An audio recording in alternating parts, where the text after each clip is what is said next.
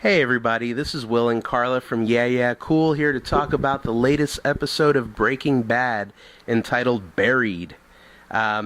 Super tense episode tonight, right? Exactly. So the episode started off exactly where the last one ended. So we're going into seeing, Jesse throwing the money out of the car, what happens right after that. And then, the Walt leaving Hank's garage, what happens right after that.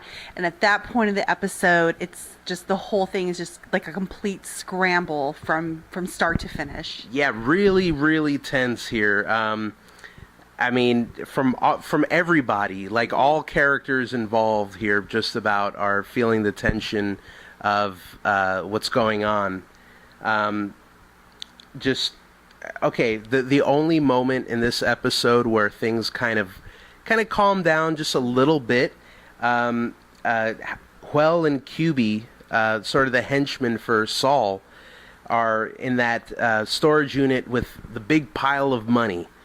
And Huel kind of takes it upon himself to lay down on this giant pile of money. You know you do it. Yeah, and it looked pretty comfy. Yeah. You know, he brings Walt this big. They pack up all the money, put it into barrels, and deliver it to Walt in these barrels. And I guess Walt has to take their word on it that. They didn't take any money, but And even if they had it, it really wouldn't matter because he had so much of it. So yeah, they could have stuffed a few wads in their and pocket. I'm sure at that point it really wasn't Walt's, worry.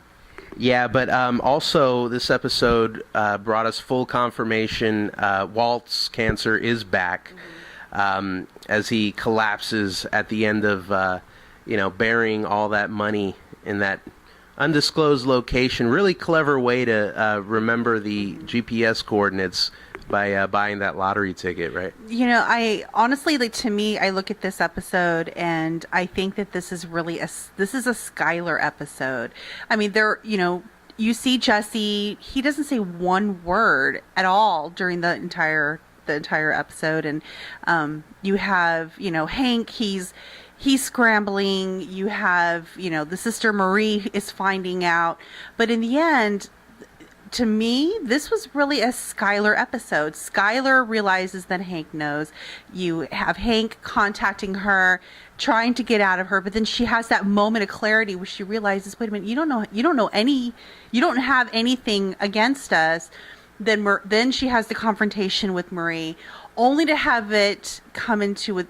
Finally, Walt comes back. She sees him and have the realization that the cancer is back. And then it's like she had the opportunity at that moment. She could have turned him in, but she didn't. And in the end, she chose to stay with Walt, realizing that was her best option. And then you think, because I mean, this is totally different than last season where she was ready to have him go to prison. She was contemplating, running and going. Where was she going to go? And she was panicking.